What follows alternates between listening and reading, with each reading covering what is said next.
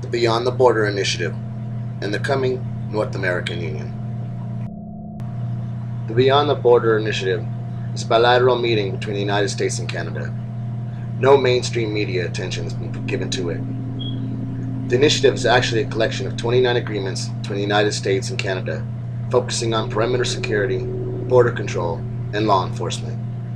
The implementation of these new laws are another step in the erosion of national sovereignty, the formation of the North American Union, and world government. The two countries are embracing a screened once, accepted twice policy, by which goods and people traveling across the border, once accepted into one nation, would be able to travel unhindered into the other, allowing seamless cross-border travel. This plan will move security points to the edge of the continent and to the entry points from overseas. To compensate for the loss of the security at the border in the middle of the continent, the two countries will move and expand security to inspection points where shipments and people arrive from overseas. This, in effect, is the end of the US and Canadian borders and the merging of our two countries. December of 2011, President Obama announced the Beyond the Border, a shared vision for perimeter security and economic competitiveness.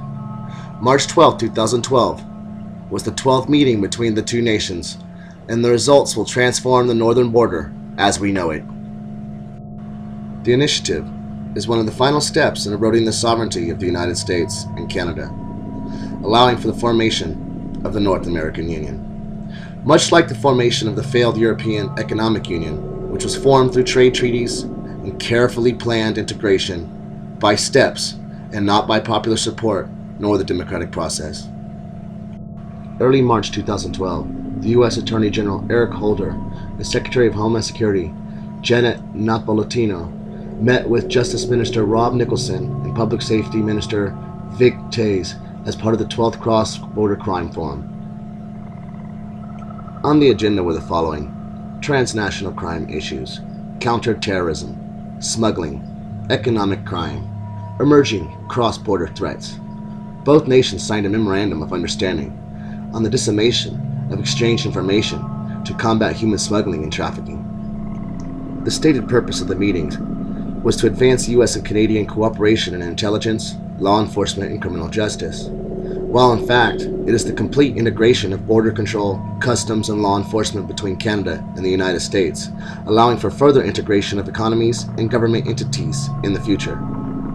Reading the stated goals of the initiative, it is clearly a blueprint for the integration of both nations.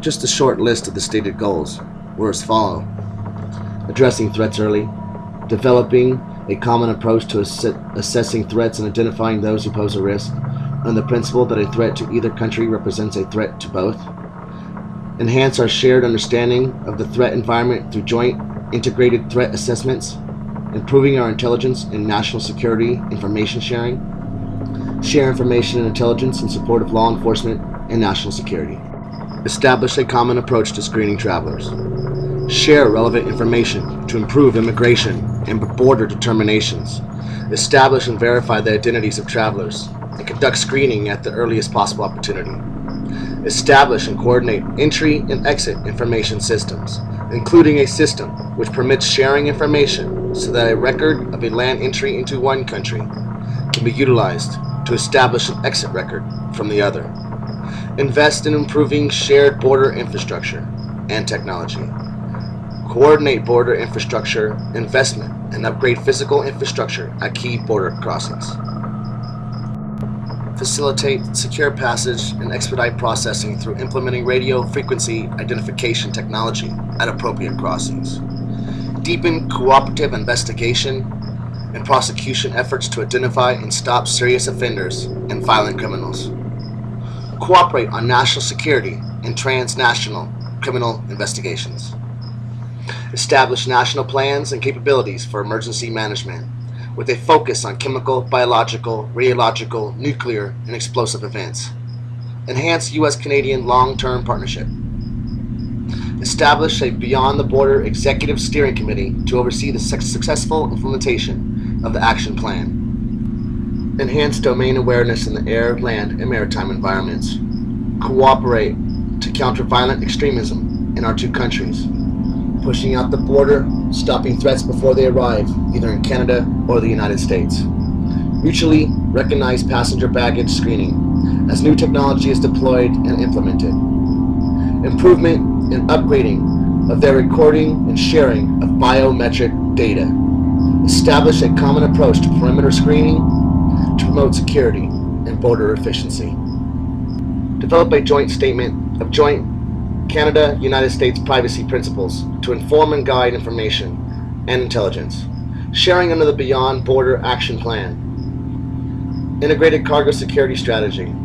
On top of this, by June 30th, 2012, both countries agreed to develop a common set of required data elements for all modes of transportation for advanced security screening of cargo, including the targeted populations for collections, timing for collections, and what data elements are needed as a common set of elements for collection. When this is all examined together, it is clearly the removal of national borders and the merging of Canada and the U.S. infrastructure for the unification of North America. The goals go on, and all read as a perfect blueprint for the further integration and loss of sovereignty for both nations. That's not the case according to the Prime Minister, though. No loss of sovereignty is contemplated by either of our governments. These agreements create a new, modern border for a new century. Together they represent the most significant steps forward in Canada-U.S. cooperation since the North American Free Trade Agreement. Just a few quotes from Prime Minister Harper. Do you believe him? Was NAFTA a good thing for our economies? Here's a further quote. However, every rule needs a reason. Where no adequate reason exists for a rule or standard, and that rule hinders us from doing business on both sides of the border, then that rule needs to be re-examined.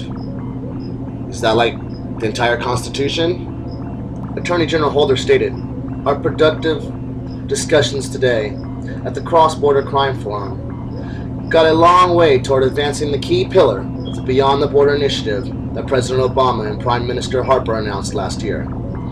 Integrated law enforcement that adds value to our relationship by leveraging shared resources, improving information sharing, and increasing coordination of efforts. Sounds like integration to me. Secretary Napolitano stated, we will continue to work with Canada to further enhance information sharing and integrate our cross-border law enforcement operations, strengthening the national and economic security of both of our nations. The North American Union has arrived. NAFTA, Security and Prosperity Act, you knew it was coming. It's only going to get worse. The National Defense Authorization Act was only the beginning. I hope you are preparing. Time is running out.